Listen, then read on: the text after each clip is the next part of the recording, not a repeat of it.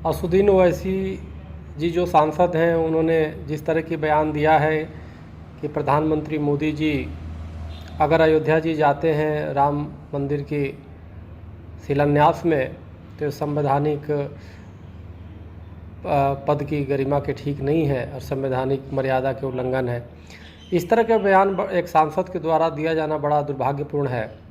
प्रधानमंत्री नरेंद्र मोदी जी ने पिछले दिनों अजमेर दरगाह शरीफ पे चादर भेजा, तो हमने तो विरोध नहीं किया।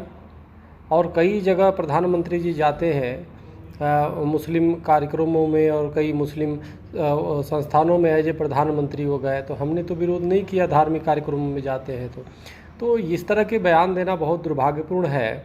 बल्कि आप ये देखो, 1528 में मीर बाकी ने जिस प्रकार से राम मंदिर को तोड़ा और तोड़ने के बाद आज तक हिंदू सनातन धर्मी अहिंसा के मार्ग अपनाते हुए सिर्फ कानूनी लड़ाई लड़ी, और देश के सर्वोच्च न्यायालय के द्वारा जिस प्रकार से राम लला के पक्ष में निर्णय आया है, उस पे इस तरह की बयान एक सांसद के द्वारा दिया जाना कि 400 सालों तक मस्जिद था और प्रधानमंत्री को जाना ठीक नहीं है।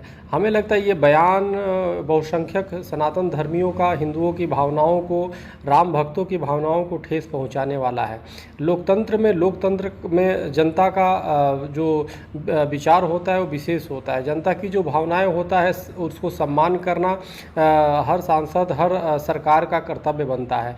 लेकिन प्रधानमंत्री जी उसी भावना का सम्मान करते हुए जा रहे हैं और करना भी चाहिए, क्योंकि बहुसंख्यक वर्ग के जो भगवान हैं वो कहीं ना कहीं वो मंदिर को तोड़ करके, और जिस प्रकार से 3.5 लाख अभी तक जो राम भक्त है उस मंदिर के लिए शहीद हो गए, तो स्वाभाविक है।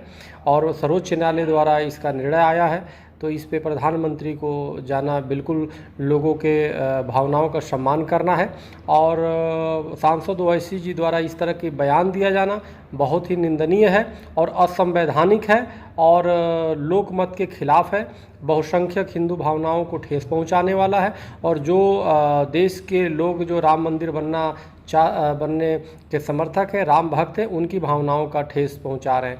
तो हम सांसद ओवैसी जी से ये निवेदन करते हैं कि इस समय रहते इस अपने ट्वीट पे, अपने बयान पे को वापस लीजिए और इस बयान दिए जाने के लिए देश से माफ़ी मांगिए, ताकि देश में एकता, भाईचारा और सद्भावना रहे।